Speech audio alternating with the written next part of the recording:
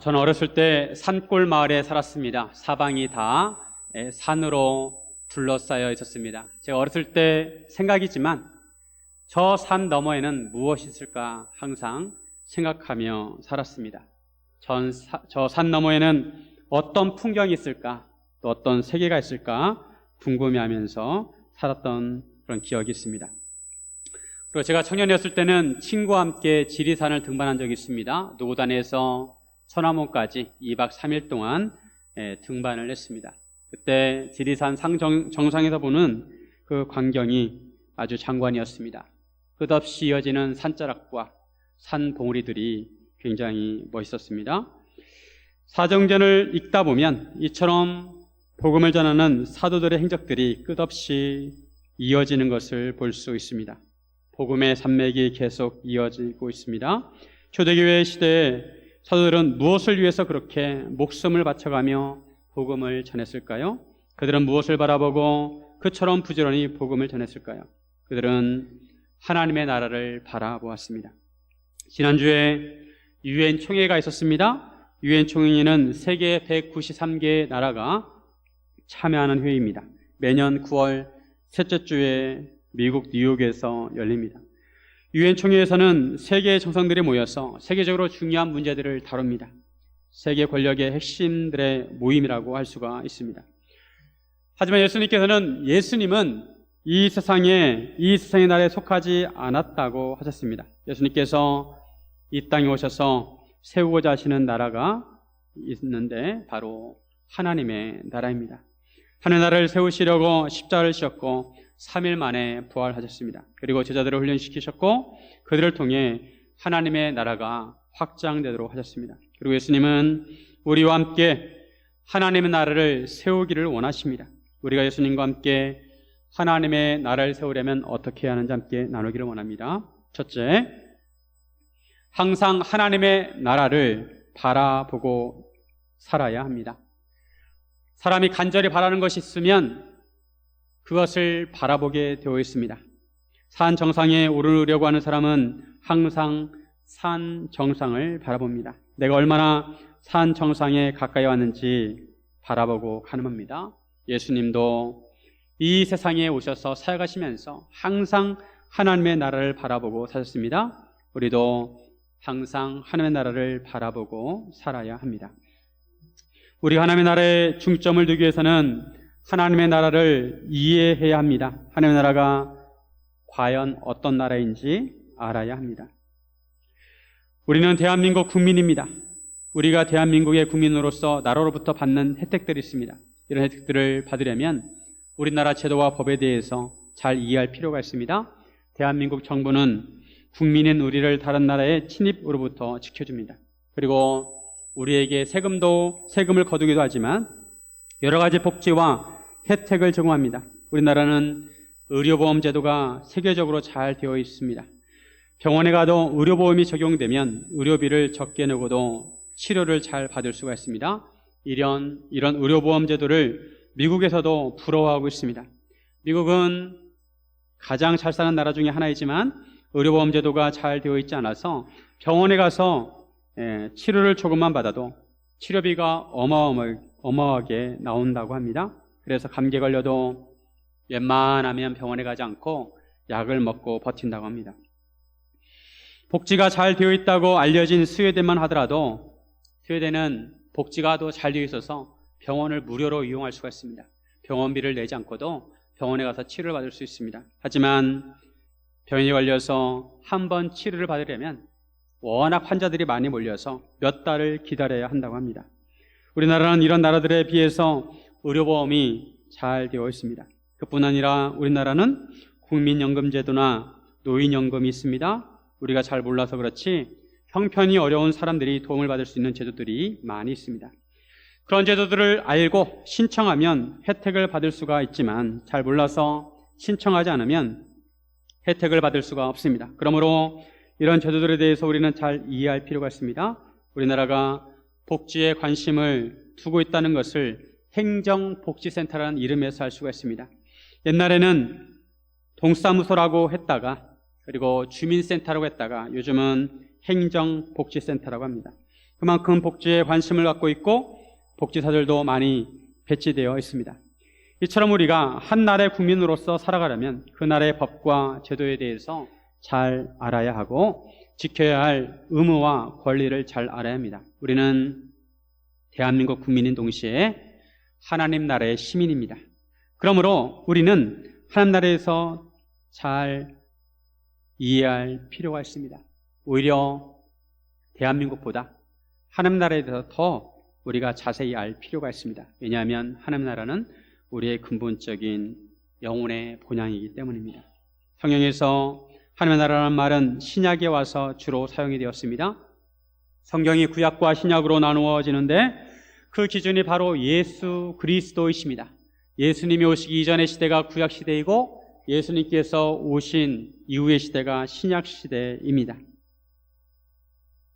예수님이 이 땅에 오실 때 세례요한이 예수님의 길을 광야에서 예비했습니다. 이때 세례요한이 주로 외쳤던 말이 있습니다. 마태복음 3장 1절과 2절에 보시면 그때 세례요한이 이르되 유대 광야에서 전파하여 말하되 회개하라 천국이 가까이 왔느니라 하였으니, 세례요한은 천국이 가까이 왔다고 했습니다. 천국, 하늘천 나라국, 하나님의 나라라는 것입니다. 유대인들은 하나님을 직접적으로 하나님이라고 부르지 않고 하늘이라고 불렀습니다.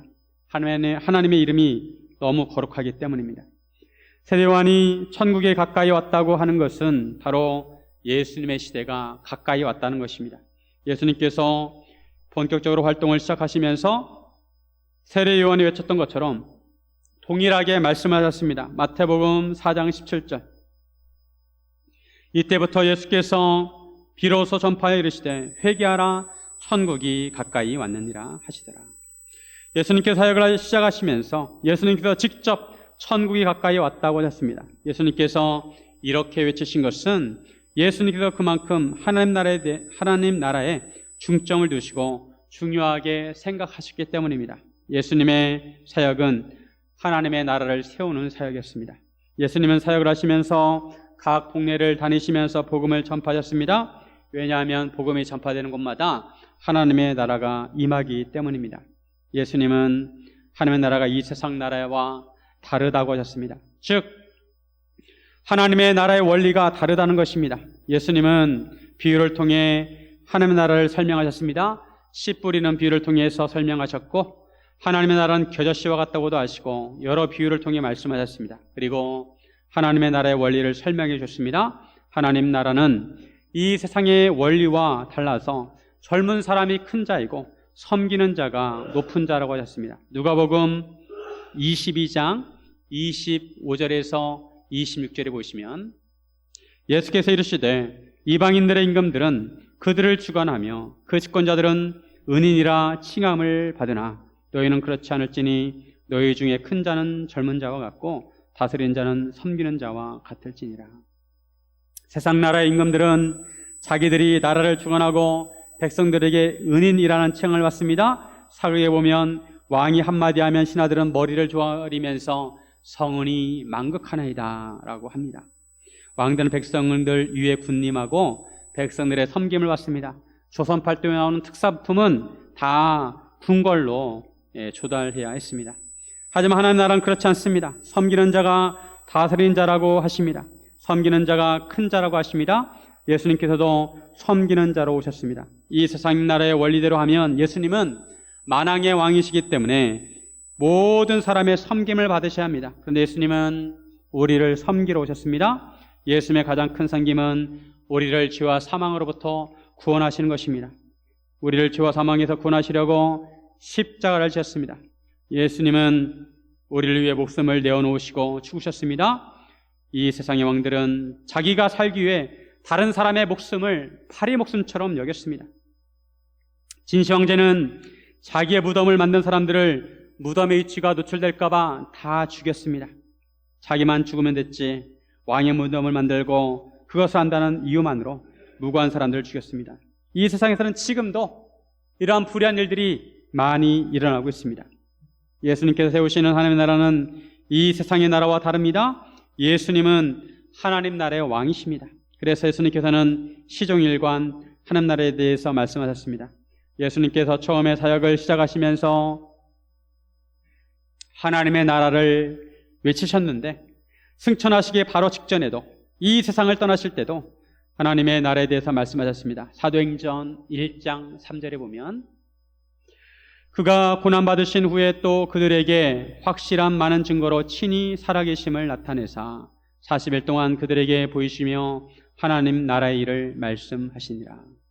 예수님께서 부활하시고 승천하시기 전에 40일 동안 제자들에게 보이시면서 하나님 나라의 일을 말씀하셨습니다. 예수님께서는 이처럼 하나님의 나라를 제자들과 함께 세우기를 간절히 원하셨습니다.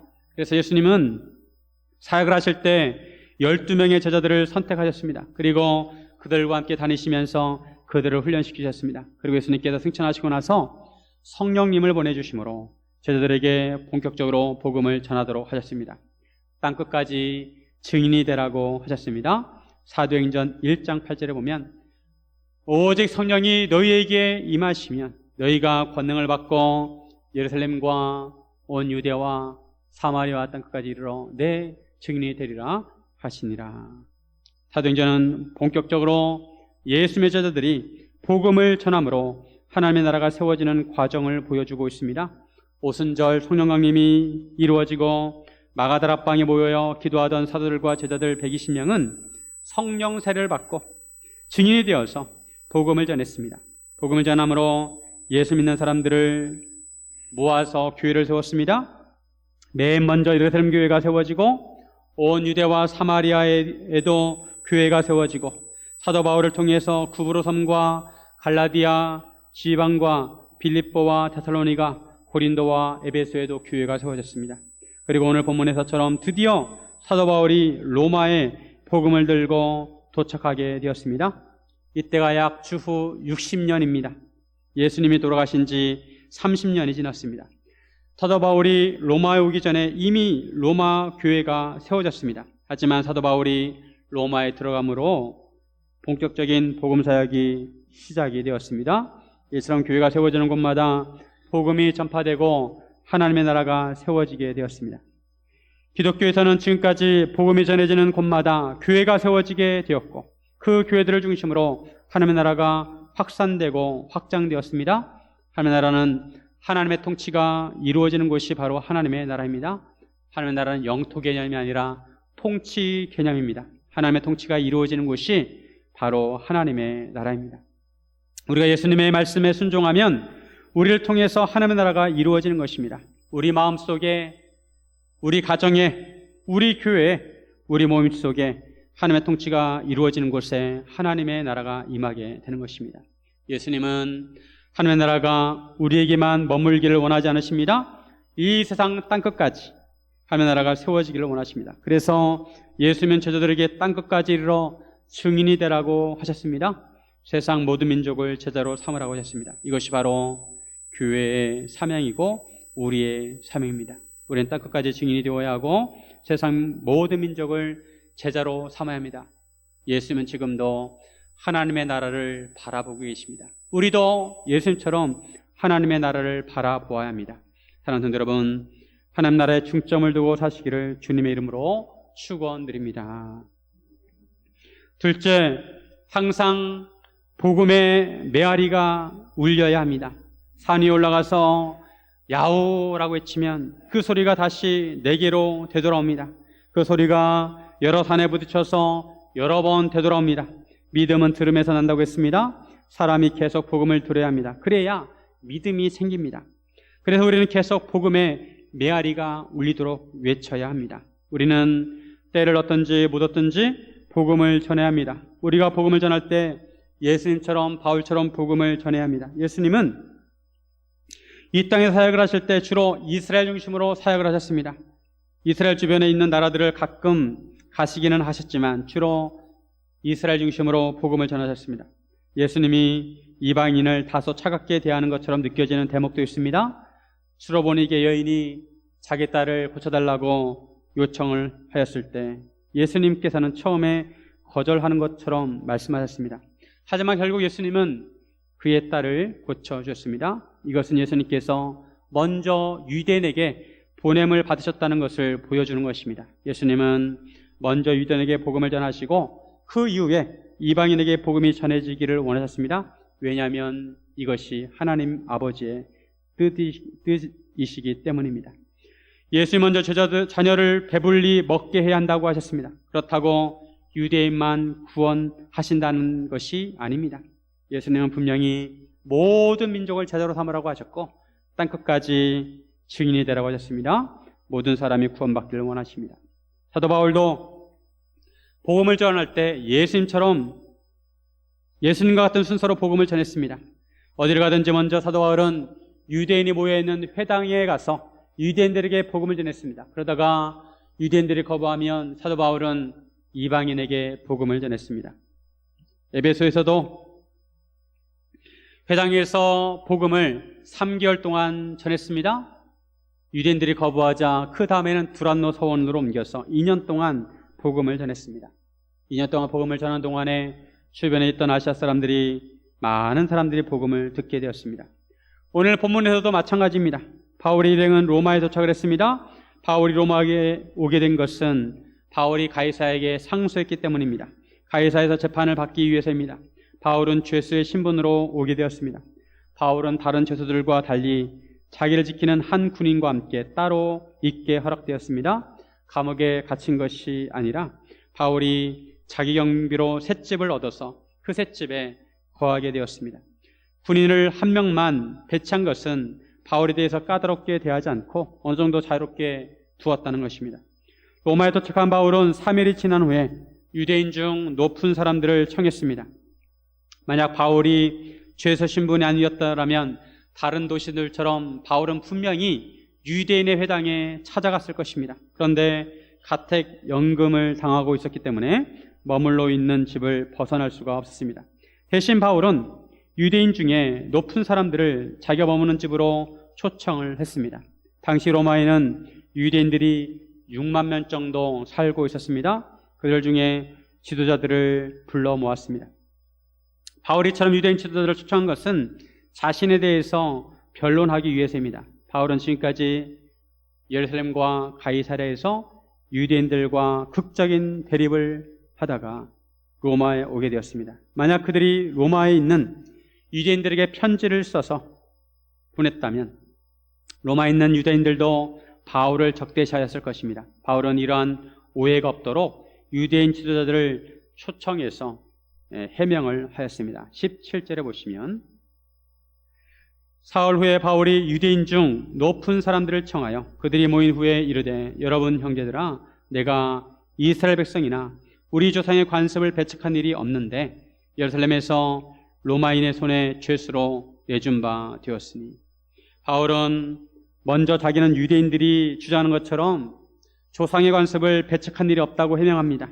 그런데도 예루살렘의 유대인들은 자기를 로마인의 손에 죄수로 내준 바 되었습니다. 그런데 로마인은 자기를 신문하였는데 죽일 제목을 없으므로 석방을 하려고 하였습니다. 그런데도 유대인들이 반대를 하기로 자기가 마지못해서 가이사에게 상소를 하였다는 것입니다.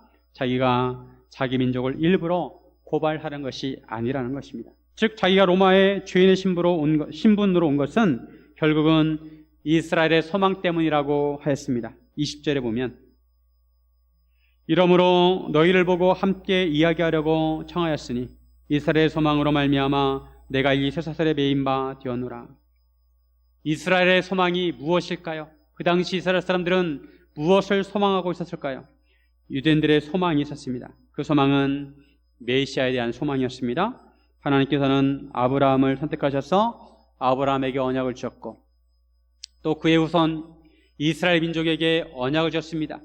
그리고 다윗에게 영원한 언약을 주셨습니다. 유대인들은 언젠가 하나님께서 다윗과 같은 메시아를 보내주실 것이라는 소망을 가지고 살았습니다. 그 소망이 바로 이스라엘 소망이고 예수님이 바로 메시아라는 것입니다. 즉 사도 바울이 이처럼 쇠사슬에 매여 로마에 오게 된 것은 예수님을 메시아라고 외쳤기 때문에 이렇게 오게 되었다는 것입니다. 바울의 해명을 듣는 유대인들은 놀랍게도 유대에서 바울에 대한 편지를 받은 적도 없고 누가 와서 바울에 대해서 좋지 못한 것을 전한 일도 없다고 합니다. 그러면서 로마의 유대인들은 바울의 사상이 어떠한가 한번 들어보겠다고 했습니다. 그들도 예수의 바에 대해서는 어디서든지 반대를 받는 줄 알기 때문이라고 했습니다. 로마에 사는 유대인들이 날짜를 정하고 바울이 유숙하는 곳으로 많이 모였습니다. 바울은 아침부터 저녁까지 강론했습니다. 하나님의 나라를 증언하고 모세의 율법과 선지자의 말을 가지고 예수에 대해서 권했습니다. 그 결과 역시나 유대인들이 바울의 말을 믿는 사람도 있고 믿지 않는 사람들로 나뉘어졌습니다. 그러자 바울은 이사야 선지자의 말씀을 인용하면서 복음을 받아들이지 않는 유대인들을 책망합니다. 이사야 선지자가 예언하기를 이스라엘 백성들의 마음이 우둔해져서 귀로는 둔하게 듣고 눈은 감고 있어서 도무지 알지 못한다는 것입니다. 그래서 하나님의 구원이 이방인에게로 향한다는 것입니다. 이방인은 복음을 들을 것이라고 합니다. 28절에 보면 그런즉 하나님의 이 구원이 이방인에게로 보내어진 줄 알라. 그들은 그것을 들으리라 하더라. 사람이 귀가 있어도 들으려고 하지 않으면 들을 수 없습니다. 보고 있어도 자기가 보고 싶은 것만 봅니다. 그러기에 보고도 보지 못하고 들어도 듣지 못합니다. 마음이 닫혀 있어서 깨닫지 못합니다.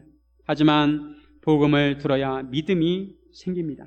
바울은 이를 위해 계속 복음을 전했습니다. 바울은 약 3년 전에 로마의 편지를 쓴 적이 있습니다. 그때 복음은 유대인이나 이방인에게 구원을 주시는 하나님의 능력이라고 했습니다. 로마서 1장 16절 내가 복음을 부끄러워하지 아니하노니 이 복음은 모든 믿는 자에게 구원을 주시는 하나님의 능력이 됩니다. 먼저는 유대인에게요, 그리고 헬라인에게로다. 복음은 모든 믿는 자에게 구원을 주시는 하나님의 능력이 됩니다. 근데 왜 복음이 부끄럽습니까? 복음에는 십자가가 있기 때문입니다. 십자가는 그 당시에 수치스러운 것이었습니다. 하지만 십자가는 하나님의 능력이었습니다. 이런 복음을 누구에게나 전해야 합니다. 모든 사람에게 전해야 합니다. 그래야 그들이 복음을 듣고 믿음이 생깁니다.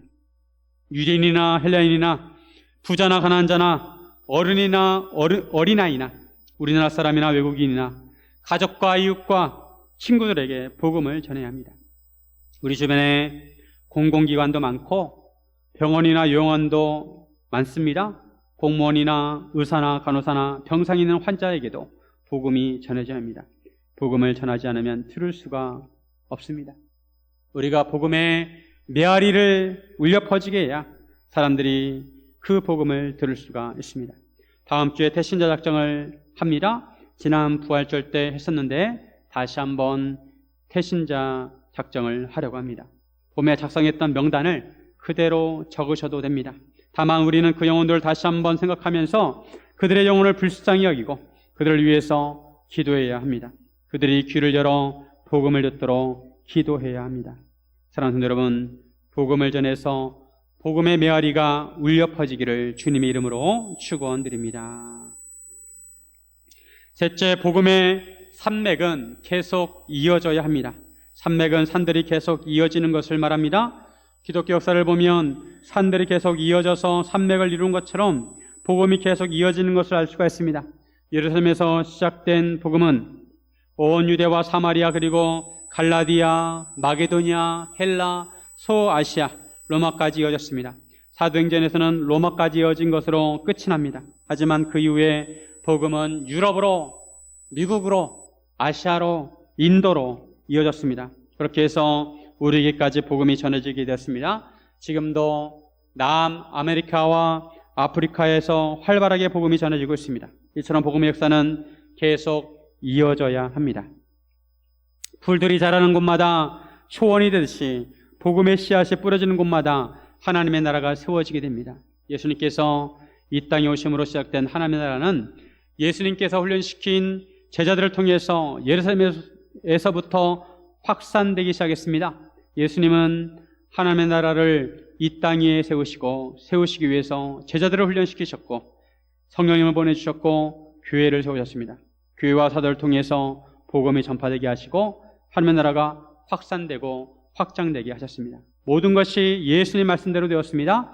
겨자씨 한 알이 땅에 떨어지면 그것은 아주 작은 것이지만 그것이 심겨지고 한 알이 심겨지면 큰 나무가 되어서 새들이 깃들게 된다는 것입니다.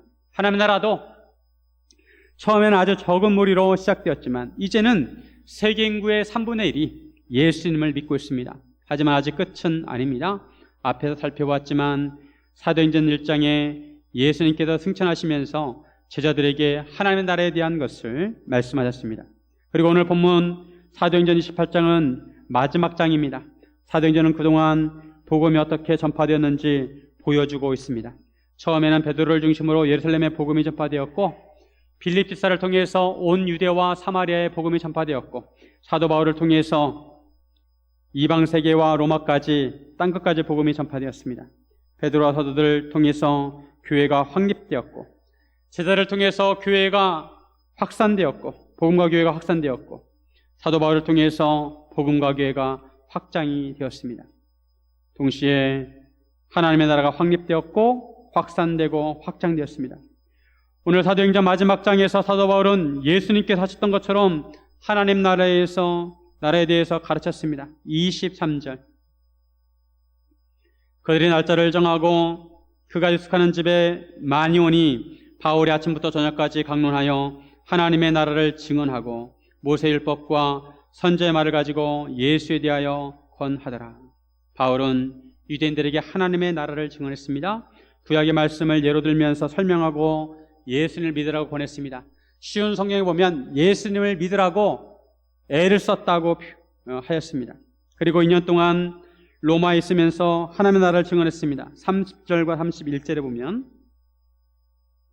바울이 온 이태를 자기 셋집에 머물면서 자기에게 오는 사람을 다 영접하고 하나님의 나라를 전파하며 주 예수 그리스도에 관한 모든 것을 담대하게 거침없이 가르치더라. 바울은 죄세 신분이기에 집 밖으로 나갈 수가 없었습니다. 하지만 사람들이 자유롭게 드나들 수 있었습니다. 바울은 자기 셋집에 머물면서 자기에게 오는 사람들에게 그들을 다 영접하고 하나님의 나라를 전파했습니다. 그리고 주 예수 그리스도에 관한 모든 것을 담대하게 거침없이 가르쳤습니다. 담대하게 거침없이 죄의 신분으로 있다고 주눅들지 않고 오히려 담대하게 거침없이 아무런 방해를 받지 않고 복음을 전했습니다. 이처럼 바울이 하나님 나라를 강론하는 장면으로 사도행전은 끝이 납니다. 사도행전은 하나님 나라에 대한 여운을 남기고 있습니다. 사도행전의 저자 누가는 바울이 로마 재판에서 어떤 결과를 얻었는지 그리고 구체적으로 어떤 사역을 하였는지 그 이후에는 어떻게 되었는지 언급을 하고 있지 않습니다. 누가는 하나님 나라에 초점을 두고 있습니다. 1장에서 예수님께서 하나님 나라를 말씀하신 것처럼 마지막 28장에서 바울이 하나님 나라를 증언하고 있습니다. 사도 바울의 이후의 행적에 대해서 언급이 없습니다. 전승에 따르면 사도 바울은 주 60년에서 62년까지 로마 감옥에 갇혀 있다가 그 이후에 잠시 풀려났다가 또다시 감옥에 갇히게 되어서 순교를 당했다고 합니다. 바울은 죄세 신분으로 로마에 갇혀 있었지만 로마에서 활발하게 복음을 전했습니다. 자기를 찾아오는 사람들에게 복음을 전하였고 옥중에서 성도들에게 편지를 보냈습니다. 이 편지를 옥중 서신이라고 합니다. 에베소서, 빌립보서, 골로새서, 빌레몬서, 앞자를 따서 에골빌빌이라고 합니다. 빌레몬서를 보면 오네시모라는 자가 나옵니다. 빌레몬서 1장 10절에서 11절 갇힌 중에서 낳은 아들 오네시모를 위하여 내가 간구하노라. 그가 전에는 내게 무익하였으나 이제는 나와 내게 유익함으로. 바울은 오네시모를 감옥에서 나왔다고 합니다. 오네시모는 빌레몬의 노예였습니다. 어찌된 이유인지 오네시모는 도망을 쳤는데 잡히게 되어서 로마 감옥에 갇히게 되었습니다. 로마 감옥에서 사도 바울을 만나게 됩니다. 바울은 오네시모에게 복음을 전하고 예수님을 믿게 되었습니다. 오네시모가 거듭나게 되었습니다. 그래서 바울은 오네시모를 아들이라고 부릅니다. 바울은 오네시모를 원래 주인 빌레몬에게 되돌려 보내면서 그를 용서해달라고 합니다. 오네시모가 전에는 무익한 자였지만 이제 유익한 자가 되었다는 것입니다. 예수를 믿음으로 무익한 자가 유익한 자가 되었습니다. 바울은 감옥 안에서도 복음을 통해 사람들을 변화시켰습니다. 예수님은 우리도 무익한 자가 아니라 유익한 자가 되기를 원하십니다. 쓸모없는 자가 아니라 쓸모 있는 사람이 되기를 원하십니다. 우리뿐만 아니라 모든 사람이 유익한 자가 되기를 원하십니다. 그러므로 예수님은 복음을 전하라고 하시는 것입니다. 사도행전은 베드로와 빌립과 스데반 그리고 사도 바울 중심으로 기록이 되었습니다. 이들은 복음의 산맥을 이어갔습니다. 하지만 나머지 사도들에 대해서는 기록되어 있지 않습니다. 전성에 따르면 대부분의 사도들은 복음을 전하다가 순교를 했습니다. 도마는 인도에 갔다고 하고 야고보는 서바나 스페인까지 가서 복음을 전했습니다. 사도행전의 저자 누가는 두 권의 성경을 기록했습니다. 누가복음과 사도행전입니다. 누가복음은 예수님의 복음서이고 사도행전은 사도들이 복음을 전한 내용입니다. 그런데 둘 다 저자 누가는 데오빌로 각하에게 쓴다고 했습니다. 데오빌로가 구체적으로 누구인지는 모르지만 그는 고위 관리였을 것입니다. 누가는 데오빌로가 복음서를 통해 예수님을 믿고 사도행전을 통해 하나님 나라에 동참하기를 원했습니다. 그래서 데오빌로 각하가 하나님 나라를 세우는데 함께 하기를 촉구하고 있습니다. 뿐만 아니라 수많은 데오빌로는 하나님을 사랑한 자라는 뜻입니다. 우리가 바로 데오빌로입니다. 하나님을 사랑한 자 우리에게도 함께 하나님의 나라를 세우기를 촉구하고 있습니다. 함께 복음의 메아리를 울리자고 합니다. 왜냐하면 그 소리가 생명을 살리기 때문입니다. 산에 올라가 혼자 함성을 외치는 것보다 여러 사람이 함께 외치면 강력한 메아리가 울려 퍼지게 될 것입니다. 복음의 메아리가 울리는 곳마다 복음의 산맥들이 이어져 나갈 것입니다. 우리가 복음의 메아리를 울릴 때 마지막 날에 주님께서도 우리에게 기쁜 소리를 들려주실 것입니다. 사랑하는 여러분, 못 듣는 사람이 없도록 함께 복음의 메아리를 외치기를 주님의 이름으로 축원드립니다. 함께 기도하겠습니다.